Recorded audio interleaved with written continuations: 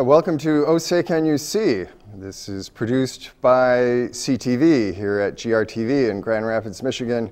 My name is Mark Zapotowski. With me is the Noble Blue, also known as Mark Hammond, and we are members of the CTV Society, also known as the Society for Economic Equality.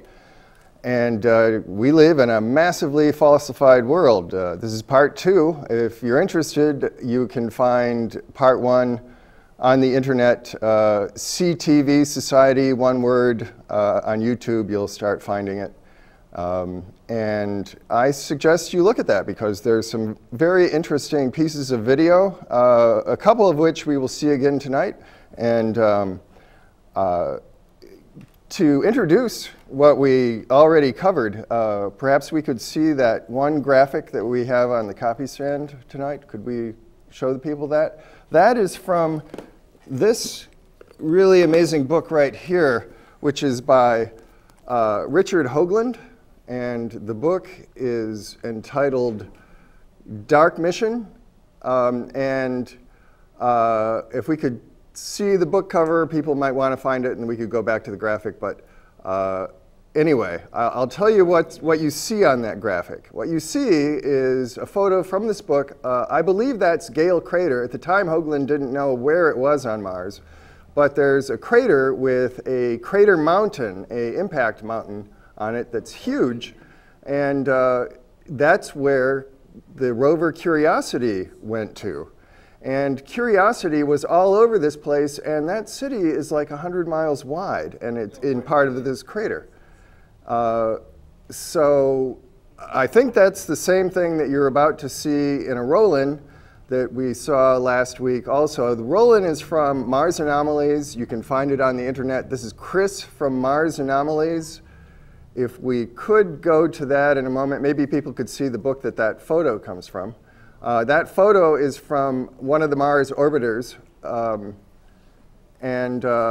So at any rate, we're ready at any time for, oh, here we go. If we could just take a look at this book. Dark Mission. This is about NASA. This is about what really went on at NASA, controversies at NASA, about alien contact and NASA, and what NASA seems to do to please the aliens and what NASA has done that hasn't pleased the aliens. And so that's what Dark Mission is about. Hoagland is the guy who also wrote the book that introduced a lot of people to the idea that there was a face on Mars. That book was called Monuments on Mars. Subtitle was A City on the Edge of Forever. And what a lot of people don't realize who haven't read that book is that it wasn't just from one side. There were 2 angles on that face at different times during the Martian day, so it was not just some kind of bunch of rocks. So that's Hoagland. And that photo is actually contained in this book. And I think in this roll-in that you're about to see, that we saw 2 weeks ago in part 1 of this little series, that you are actually seeing an overhead down onto that city in Gale Crater. And again, that's where the rover Curiosity went to. And more on that a little bit later in the show.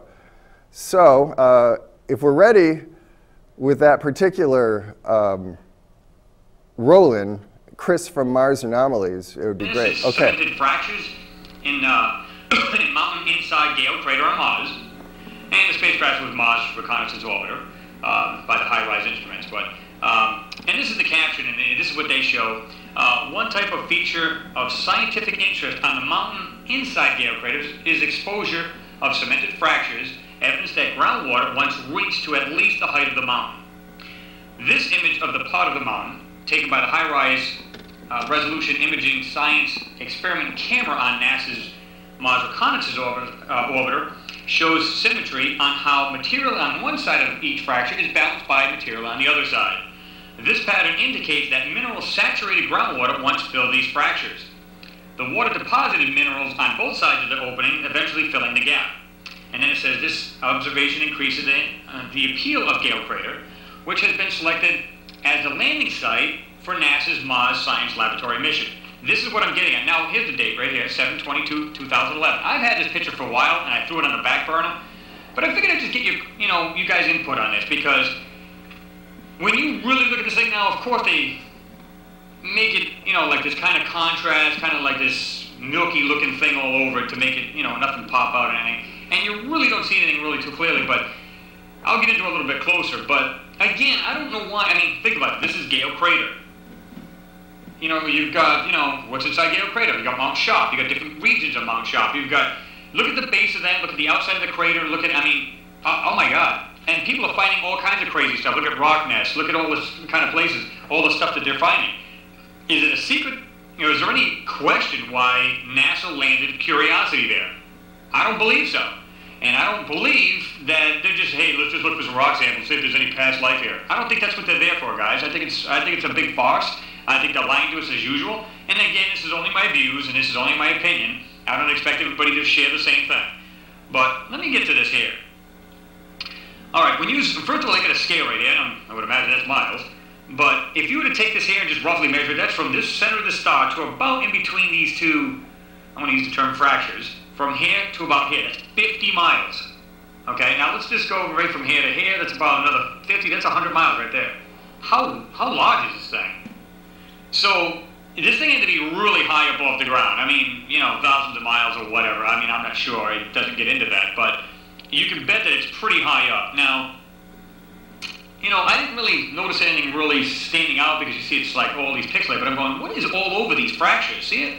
There's like a bunch of these little things all over this.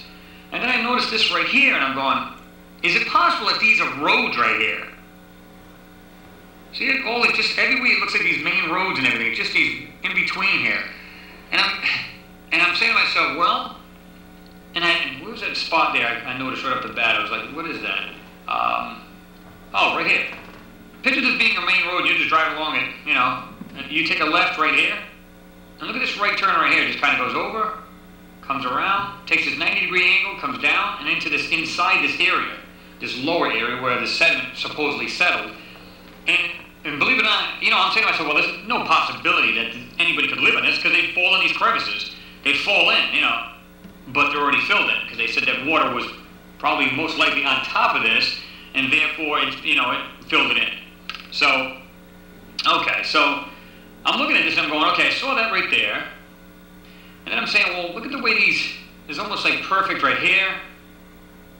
And you could just see these little things all over this. You can see like these weird roads and everything running off. Now keep in mind, if this is 50 miles from here to about here, that's a lot of miles, and these things would be very tiny, very small, if they are in fact, structures, cities, whatever. I know some guys got better, software to look at this stuff, and that's what I invite you guys to do. So you can give me your opinion on this. And let me do this. Let me jump to this so I can show you guys what I've got. Okay. Now, I'm going to zoom in just to right over here, over this, over their scale marker here. Okay. And I'm looking at some of these things, and just look at the way this comes up, comes down, and if you look at all along this road, everything's like on the side of it, like you would find if you were looking above, like on a big city on Google, maybe in the suburbs, and you look and you see these roads, but you can see everything's like on the side of it. I don't know about you, I've never seen a house in the middle of a road, but you can just see some wild stuff here, like it all runs along here. Look at the way this road actually runs. Comes up, goes straight across, comes down this way. And it looks like there's just a bunch of things all over this. Now, I'm just going to equalize it, see if we can't bring it out a little bit. Okay. Now I'm looking here and I'm saying, all right, things appear to be popping out here. And again, I'm going to zoom in. It'll probably get a little too blurry, but let's just see what happens. Okay, let's blur it a little bit. Do a little resharpen. Now, although I'm in pretty far, look at this right here, like this round stuff here. Look at this way this road comes up. It goes like this, branches off, goes over to here, then it goes up, comes around, goes around here, and it just goes up this road. Look at this. It just runs right up here, goes along here, and look at everything is like on the side. If you look carefully, there's one. Everything's running parallel with each other. See it? Just like things on the sides. See it? Now, Are these buildings? Are they something else? I don't know. They sure look like little structures. They don't look like just random garbage thrown around. Let me show you, like right here. Here's a good example. Look at this right here, this piece right here. Kind of comes up, looks like the letter P kind of thing. See it? But it's perfect, like this 90-degree angle in this corner. And it looks like it comes around, and it's either this is just a landscape area. Like if you looked over a building that was well manicured on their lawn and stuff like that, and you've seen something smack dab in the middle of it, like a building.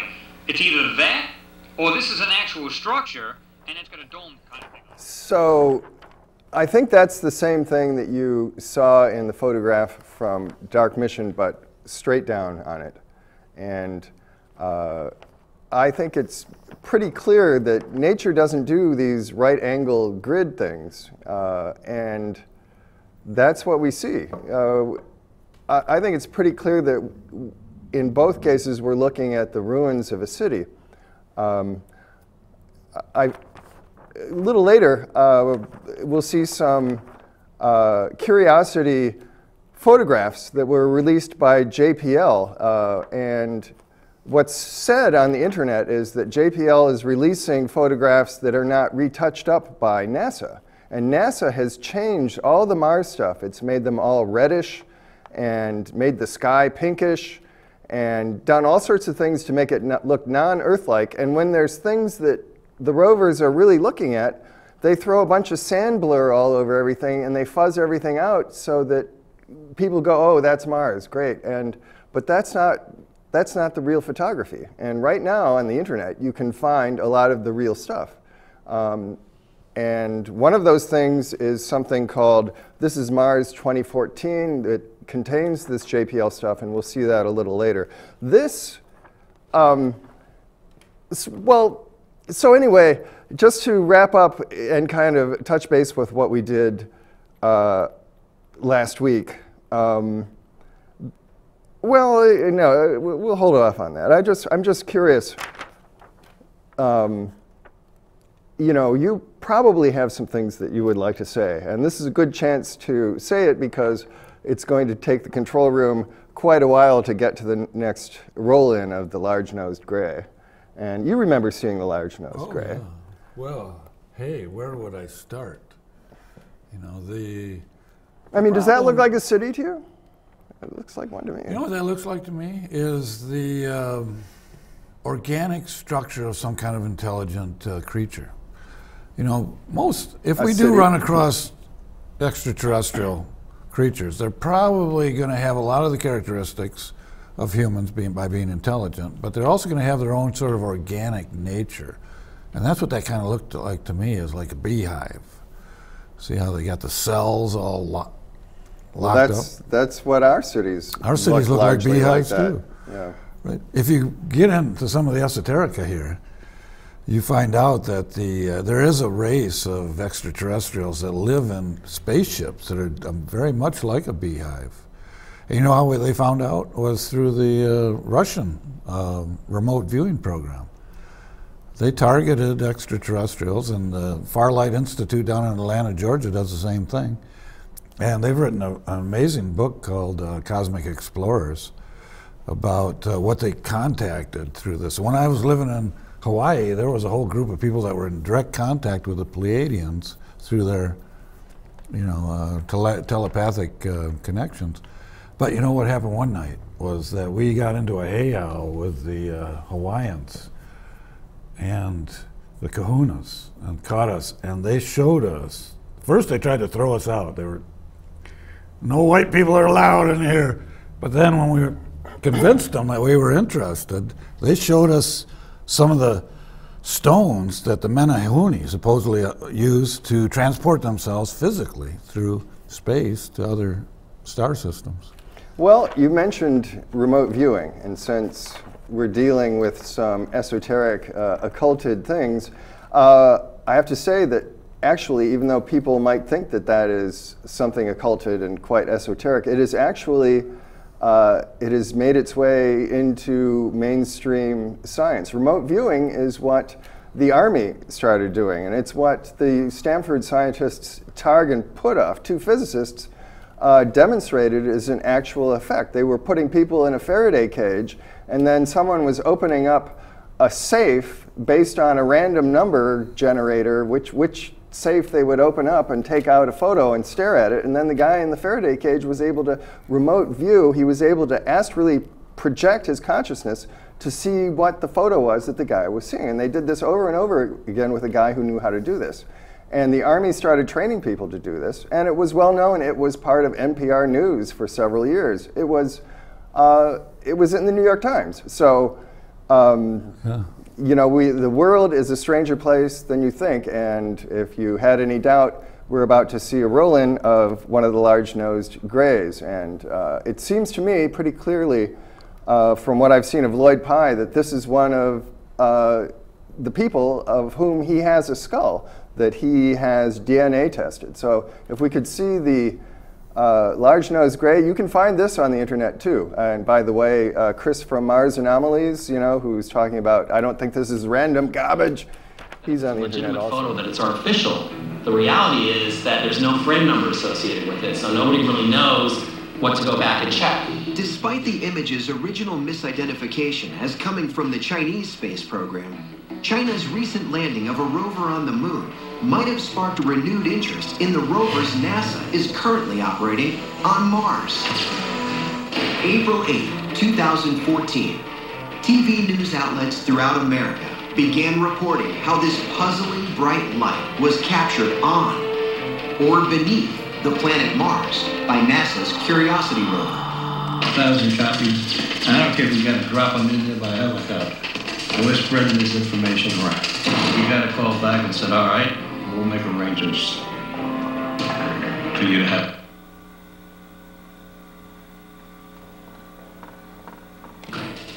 Can be seen in the harrowing story of petroleum engineer Vito Sakari. With a copy of Somebody Else's on the Moon in hand, he and a friend stormed the gates of NASA's Houston Space Flight Center shortly after the Apollo missions ended, demanding to see sharp versions of the pictures the book contained. But he was stonewalled from the start. There were endless meetings, endless numbers of forms we had to fill out, but it was clear they were trying to discourage us. They didn't want us to go any further. So we got back on the phone, and we called them back and said, you know what? Well, and that's not what I was expecting, but we did show that last week. That's supposedly a petroleum engineer who 30 or 40 years ago, soon after the period of the moon landings, he said, well, this guy has a book, and there are photos from orbiters on the moon that orbited the moon, and there are these objects there, and we want to see your real photography, not the blurred out images of these things. And supposedly he then received the real images. NASA showed it to him decades ago. I'm not sure that I believe that, but I believe that that particular television program that was produced by the Sci-Fi channel actually shows you some of those objects. If you want to see that, you could go to part 1 of We Live in a Massively Falsified World. That was Aliens on the Moon, Truth Revealed by the Sci-Fi channel. It was produced last year. And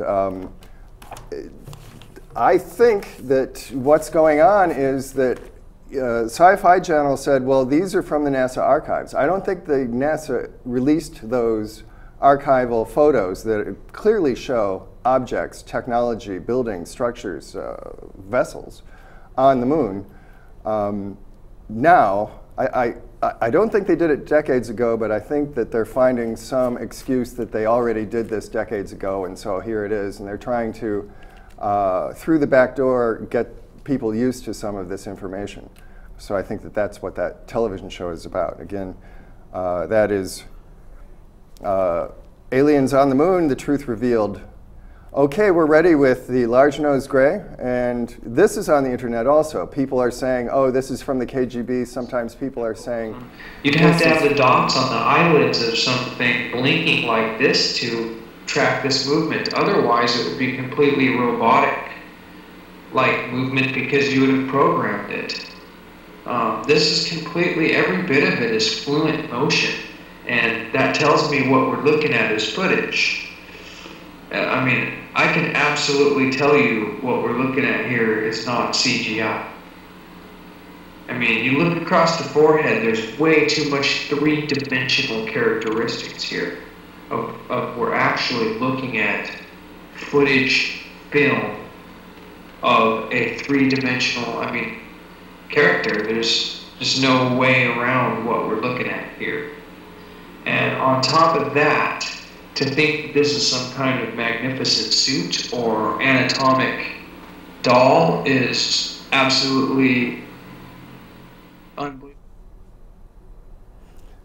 Well, there you go. There is that, the gray alien. I believe that's... You know what his name is? E.B.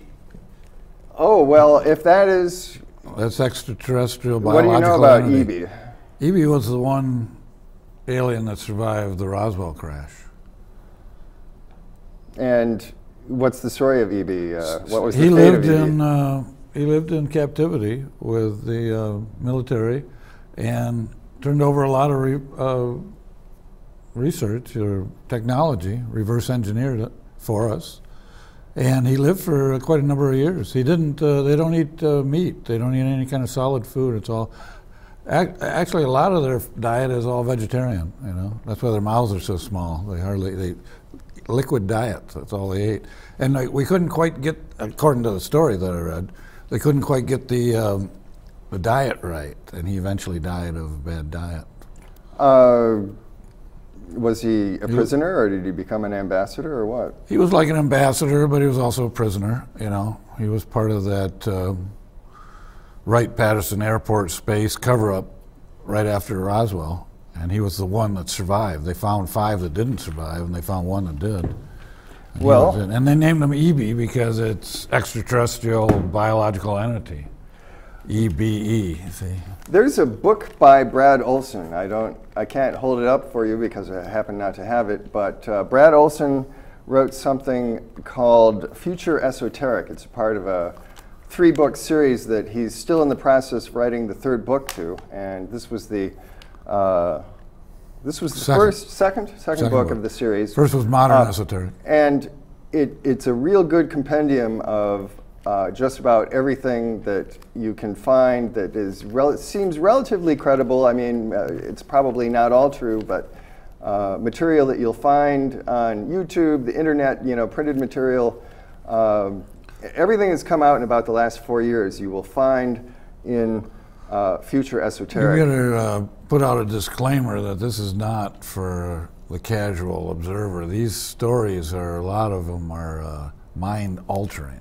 Well, one of the stories about EB's people is they eventually met with Eisenhower, and the Eisenhower administration, they met at Vandenberg Air Force Base, California, in 1954, and that was part of negotiating a treaty, and the treaty is now being called, at least by Brad Olson, so I imagine by other people, it's being called the GRIADA Treaty. Which maybe stands for gray alien something or other. And accordingly to the story, the treaty was that we would get technology and there'd be some kind of exchange program, and there would also be a deal where to be sort of allies and kind of under a sort of protectorship of a protectorate of these grays, and getting their technology, we would share our genetic material. We would allow them to abduct Americans and take their genetic material as long as they put them back, took away their memory, and didn't harm them. Also, apparently, the cattle mutilation, the destruction of the cattle, taking out their digestive tracts has something to do with the breeding program, like maybe this is how they do the incubators or something, some part of the process. So that's a part of the strange background, somewhat detailed and I would say believable at this point, that you'll find in Brad Olson's book, Future Esoteric. Well, there you get down to it, Mark. That's what it is. What can you really believe? I mean, he says he look at how many has people 3 sources for come everything on Sunday and start preaching the fire and brimstone about drinking the blood and eating the body of their creator, and we don't think twice about it. We think that's just natural. But when you try to tell them that there is actual extraterrestrials that are eating humans, they go, no, or abducting them or mutilating cattle. No, that's too weird. Well, but they can believe in all these archangels and everything else that's all around us, supposedly, but they don't believe in the possibility that we're being visited by people from the future. And I think what we're going to find is that as we explore this stuff, time travel is going to become a regular part of the human experience. We do it now through our fantasy. Well, and remember what Einstein said, the imagination is greater than knowledge. There was a Russian who in the 50s published a paper and said that he had managed to send someone into the past 4 minutes and bring them back. Not necessarily without bad side effects. And today there are various physicists in the United States who have published papers and shown proofs that they've been able to transport small particulate matter, particles, through time and bring it back. So time travel is not an impossibility. And if you're interested in alien travel, time travel, I would suggest that people look up the Bob Lazar material.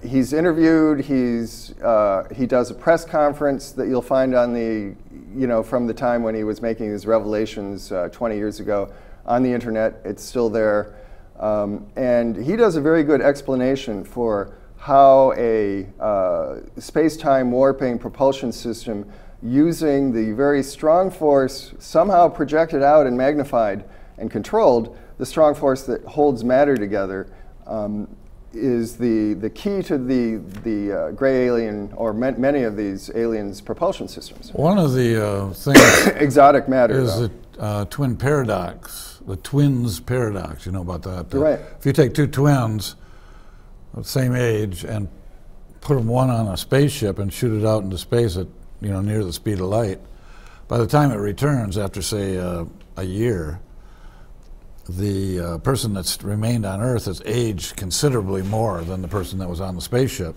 So what they believe is that that's the person that was on the spaceship traveling into the future of the twin that remained on the Earth.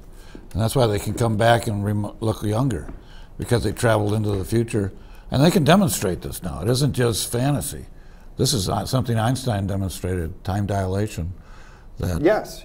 So, I mean, by saying time is relative, Einstein, just by saying that, given the right understanding, that means that if time is different here than it is somewhere else, that you could travel through such a thing. It implies that to me.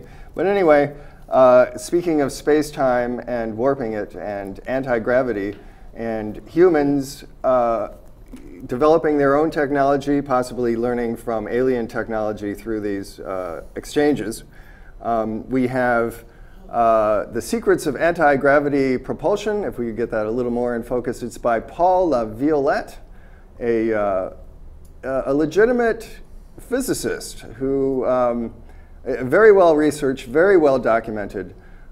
He goes into the Library of Congress, finds out that things that used to be there aren't there anymore.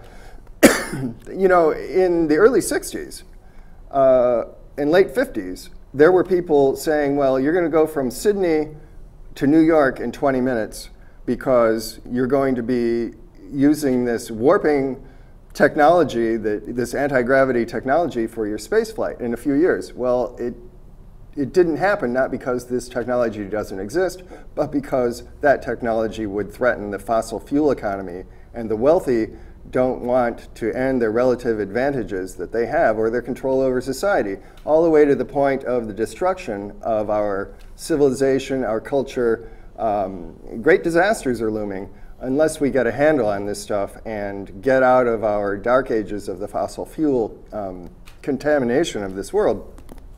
Yeah, we're gonna, when I finally eventually get another show, We're going to do the gift book about how the crop circles have demonstrated how to put together exactly what they used in the Paul LaViolette book. Yeah, one of the things in LaViolette, or you'll see on the internet if you pursue LaViolette or other such people, is that people design free energy devices, devices that actually are, when you turn them on, put a little energy into them, they produce much more energy because they're projecting a falling point in front of a weight. Always there's like a gravity well in front of a weight, essentially, and it's always falling into it, and motion comes from that. It's very efficient. Yep. And the FBI, more often, the Secret Service, because it's part of the Treasury Department, will show up, confiscate everything, threaten everyone, and people will never see their device or their papers again. And this has happened for years and years and years because they say it would threaten the economy. So apparently we're sacrificing ourselves, our civilization, and our planet to our economy.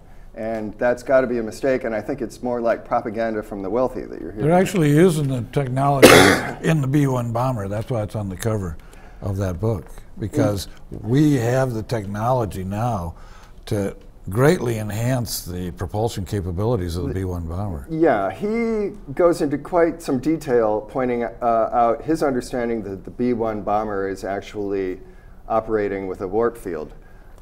And that's one of the reasons why it's so good with avoiding they call radar it electrogravitics.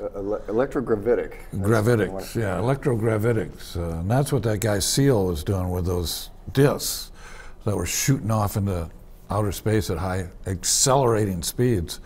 That he was able somehow to use the electrogravitics and the repulsive effect to shoot these 3-foot discs back in the 50s, you know, T. Thompson Brown and all those guys.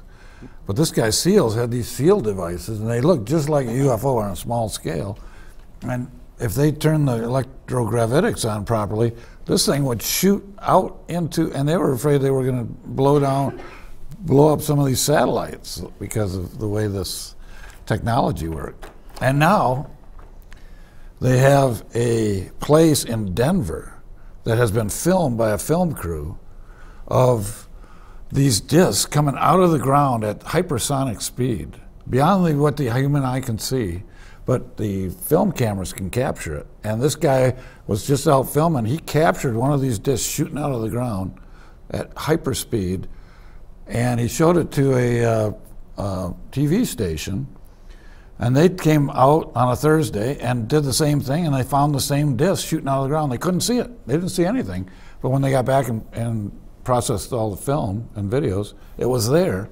And they took it to a aviation expert, and he could not identify that as any kind of known aircraft, even though there it is right on this video. And guess what? That was on the internet for about 2 weeks, and now it's gone. But if it behaves the way many of these things do, it'll come back again, and these things become like scarlet pimpernels. You know, they're here, they're there, they're everywhere, and nowhere. That's part of that secret space program that's going on that nobody knows about too. You know, people are afraid. We get people within our own little society here that are scared of this kind of stuff. This book right here, this book is by Richard M. Dolan, and I suggest that you find this guy's books or you find him in his speeches on the internet. He shows up at conventions. He's very knowledgeable. He started out as a Cold War graduate student. He was studying the Cold War, and he realized that the CIA, as much as it had to do with the Soviet Union, it had to do with keeping the secret about the alien technology and the alien contact. And so that got him into, well, we have this technology. It was 70 years ago. So what's been going on with that? And the more he thought about that, the more he said, in AD After Disclosures, when he really came out with this theory clearly, he said, you know, these people are really a breakaway civilization now. These Americans and their friends who are really wealthy and have had access to this stuff, and, you know, they have control over this beyond what the military even has, And they're holding on to it, and they're becoming like a different species. They probably don't even consider themselves human, or they consider us to be less than human at this point, because they are perhaps centuries ahead of where we are.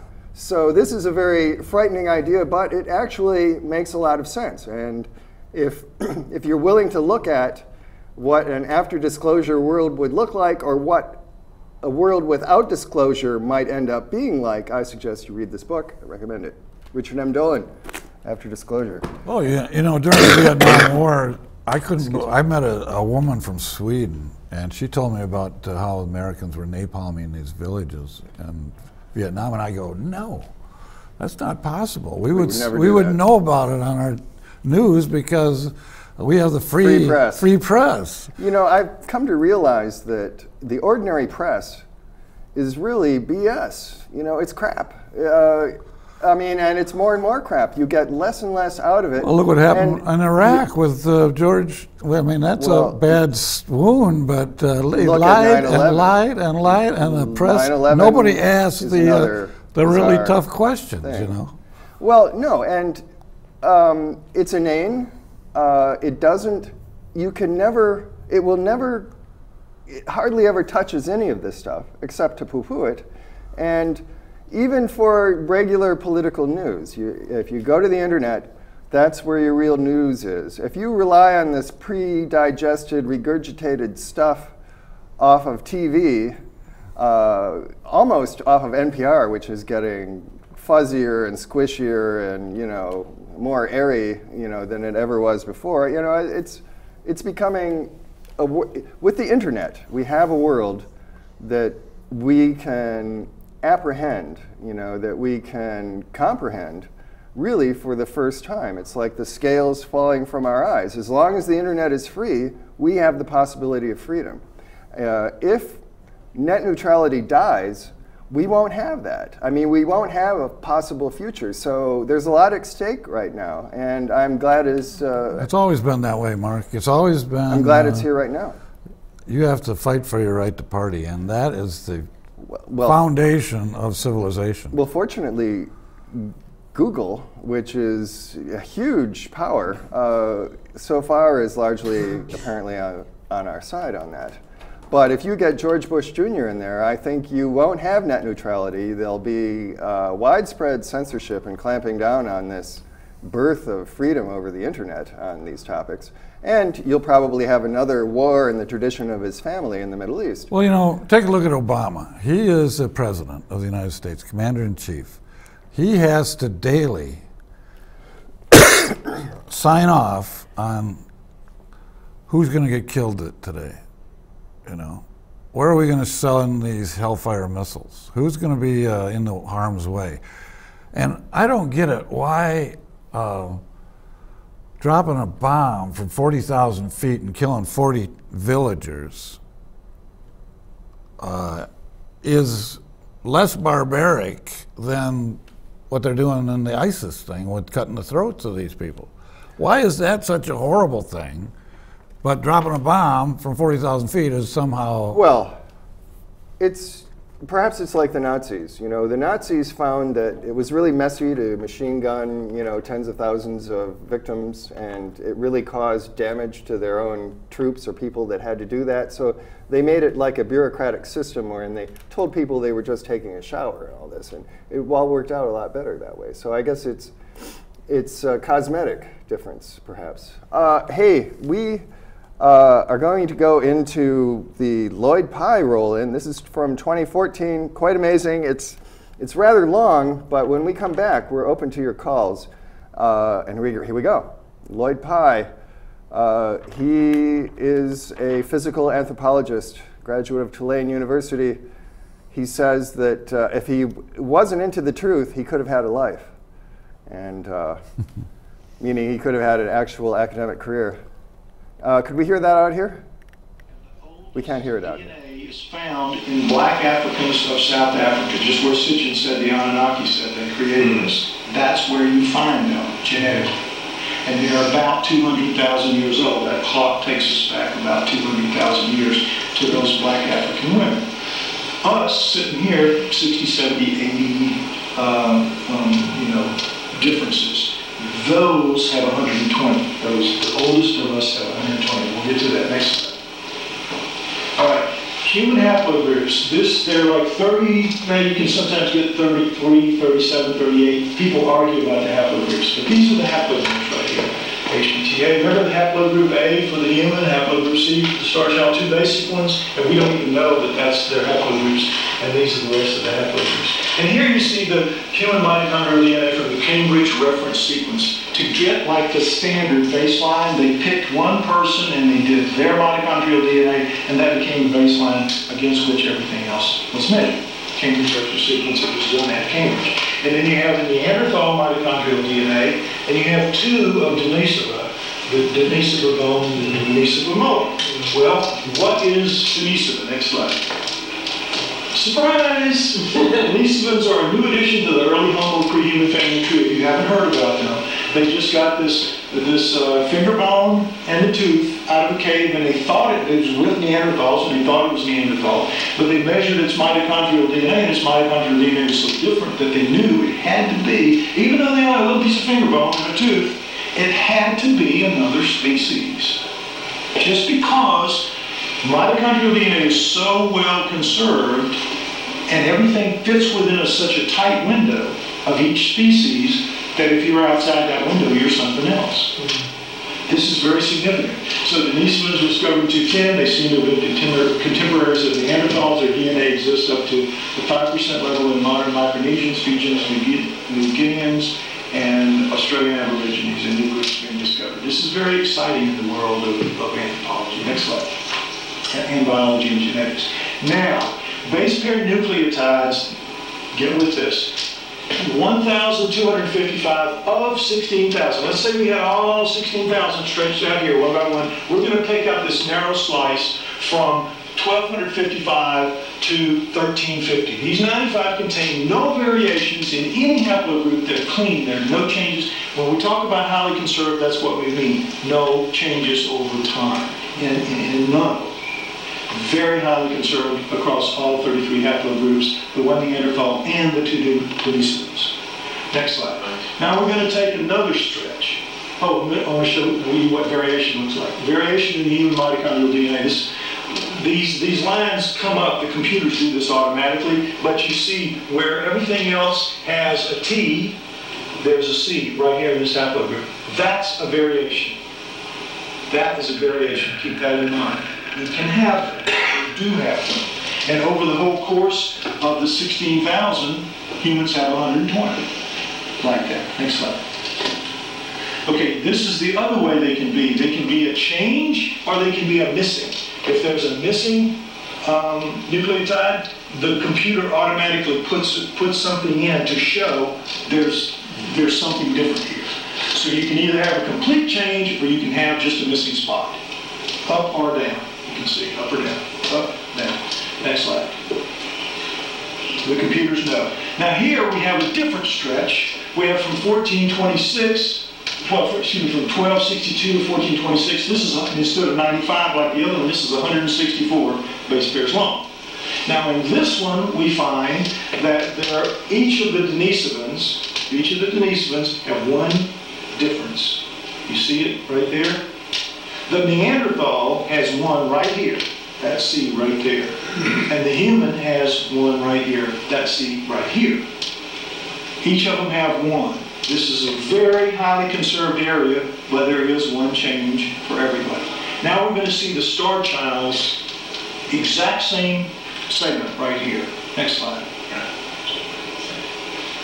17 changes. 17 differences. You with me? Now right here, folks, this is home run. Just right here.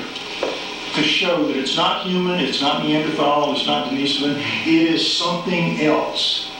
And Vivi came up with this great analogy that I'm going to use and going to share with you. It's as if the human, the Denisovans, and the Neanderthals, or at least in the States, this is how I know it. Let's say humans have an area code on their phone in Louisiana. Neanderthals have an area code in Tennessee. Denisovans have an area code in Pennsylvania. The Star Child's area code is on the moon. On the moon. It's that far away. You with me? It's that big a difference. Now we're going to see it in more detail, but this just shows you right here. This is very, very dramatic. Next slide. In the mitochondrial DNA of all humans, a maximum of 120 variations. Again, a maximum. We have less. All of us in this room are found in the oldest human type, Southern Africans. The rest of us have fewer. Neanderthals differ from the human CRS by 200 plus or minus variations. Denisovans by 385. Remember I said they have to call this a new species because it's so far away from 200. It's 185 away when we're only 80 away from Neanderthal, and it's different. You see what I mean? They are more different from these than we are different from them. You with me? Now, chimps are out to 1,500. 1,500. What do you think the Star Child is? Next slide. You can't even imagine. 4 fragments of Star Child mitochondrial DNA add up to 1,583 base pairs. 1,583 is 9.5% of the 16,569 base pairs in the human mitochondrial DNA. In Star Child's 1,583 base pairs, there are 93 variations, almost to the 120 maximum in just the 4 fragments. 9.5% times 93 equals 883.5 if you blow it out to 100%, if you extrapolate it out in the Star Child's mitochondrial DNA. The Star Child mitochondrial DNA will be 700% different, 700% different from human. This is the slide is screwed up, as you can see. But here it is, between 800 and 1,000. Between 800 and 1,000 as opposed to that. Area code on the moon. Very, very different. And established, 4 fragments, 9.5%. With the mitochondrial, Well, that was Lloyd Pye last summer. Shortly after that, he found out that he had a cancer, and it, from the time it was detected to the time that he died from it was 28 days. And according to some people, there are a lot of people who are controversial who end up with this kind of 28-day wonder cancer that kills them. But anyway, Lloyd Pye, I think, well, he got a 900-year-old skull from northern Mexico. And originally he thought, what is this? Well, it's not a deformity because it's too uniform. So, like I said, he's a physical anthropologist. He knew something about what a human skull looked like, what the bone structure was and everything, and he said, this is not a human. Well, anyway, he cut it, and saw that it had fibers, black fibers in it that made it so strong that the skull needed to be cut with a diamond saw. And it's extremely light, extremely thin, but incredibly strong with these strange fibrous structures that run through it that give it that added strength. And it's made of what we would call tooth enamel rather than bone. And it looks exactly like, according to what he predicted, you know, the Star Child's blinking, he calls it the Star Child because he thought originally it was a child, and he thought it was a hybrid, but at the end of his life, when he got the DNA, mitochondrial DNA results, he said, it's not a child, it's an adult, and it's not a hybrid, it is what it is. And you saw the evidence that he did manage to achieve at the end of his life with his skull. We are open to roll-ins. I mean, we should run our next roll-in and come back, take a call, and I think this roll-in is very important. These are images from Mars. These are supposedly now coming out of JPL. I don't know if they're leaked or what, but they're all over the internet now. This is from something called Mars. This is Mars 2014. Take a look at this. This is the real stuff rather than the doctored photography.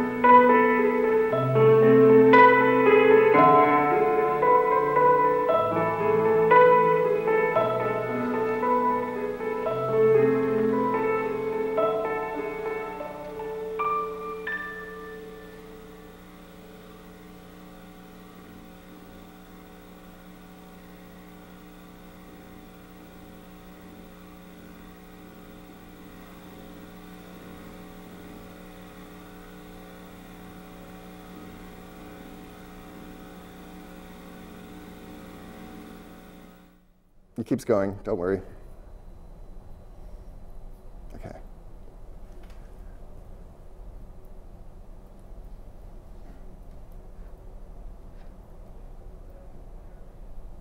Is that it?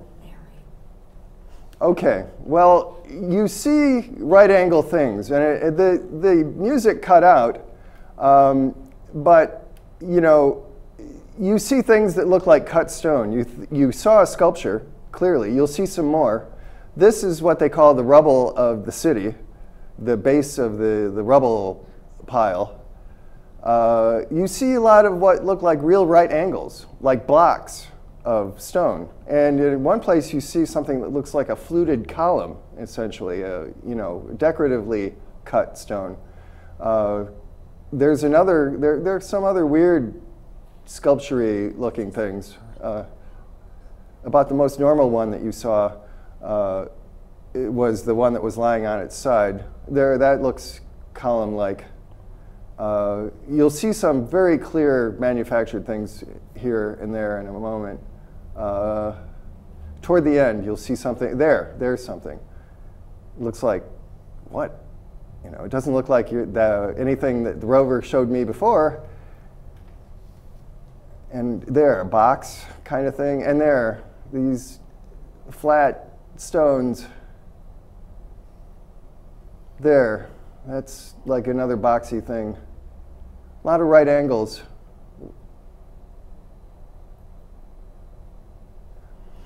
One thing that's been said is that NASA usually puts this red blur over everything. And so there's like a sand blur, even the sky is made pink, and Mars actually looks much more like Earth. There's some kind of thing that looks sculptural. And there are photos that seem to show a great deal more frozen water, like snow. And there are photos, at the very end of this, I think I have some of it, that show watercourse flow. Dry, yes, but clearly if you have very powerful sandstorms on Mars, you can't have those sandstorms and still have a very clearly defined stream bed. It's not possible. So water does flow at times for whatever reason, and snow forms. And water formed on the landing gear of Curiosity, and it took a picture of it in droplets for some reason. But like I said, this is all recently released by JPL, and along with the internet explanations that people are giving it is that NASA releases the faked over stuff, the blurred out and fuzzed out and just faked things, but this is the real stuff. Some of which I decided there's something sculptural. I decided not to use because they were saying this is the city from the top of the mountain, that huge city, and it was just, if you looked at it there's a stream. Those are stream beds, and that should not look like that. If Mars has been waterless and frozen for as long as they say it has been. But anyway, I suggest that you look at the city from the top of Mount Sharp for yourself. And we're open for any possible call that we might get. Our number is 459-4881. And in the meantime, I'll let Blue tell us what he thinks about all of this at this point, because I've been blabbing away.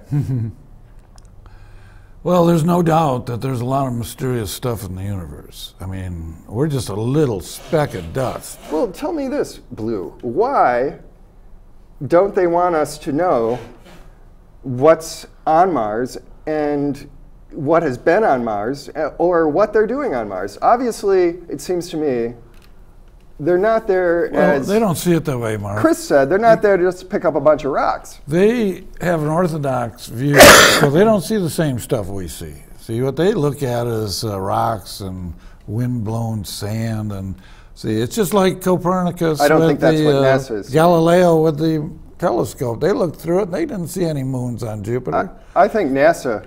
I think clearly NASA knows there's technology, that there's archaeology there, and from a vastly superior civilization. Those buildings I think you could take had to be 100 people, huge. And they would all come up with a different assumption of what they were looking at there. See, there was a lot of ambiguity. You have to admit, it wasn't like it had stamped Made in Mars on it. You know, it was, you have to use your imagination. And I think that's the part that they're most concerned about, is that we're going to start using our imagination in ways that they don't want us to. Well, to get ourselves out of our enslavement to the wealthy and the bad plan that they seem to have for us in our civilization. Yeah, they have this idea basically that they have a superior society, and they don't want us mucking it up with all of our knowledge about it. See, they want us to, as it has been throughout the centuries, there's always been these cartels of powers behind the throne, so to speak. And that's what we're dealing with here. We're dealing with a society behind the throne. Well, that's what I'm really concerned with. I'm concerned with the society behind the throne and what their real plan is and what's their plan for ordinary people. I mean, you hear some of them, like the current Rockefeller, David Rockefeller Jr., saying, you know, 9/10 of all the people on the world need to die, especially in the third world. You know, because, you know, civilization just is not going to survive with them, you know. And so that is, he doesn't care. He can be as brutal in his statements as he wants to be, because he doesn't consider himself human the way you and I are. I don't know if we are human. People like him want that technology for themselves. They want the real truth, and they want to have the power of that truth, but they don't want the power of that truth to give us a good life, because I think they're that's going to keep key. it for themselves underground, and they're going to save the relative difference in power that they have. Well, I mean, look throughout history how people accumulated power. See, they would dominate the mindsets of the masses. Right? They would offer this wonderful pie in the sky kind of thing, and then fool them every time. You know? Look at the new boss, same as the old boss, won't get fooled again. Well, I suggest people keep net neutrality as a top priority politically.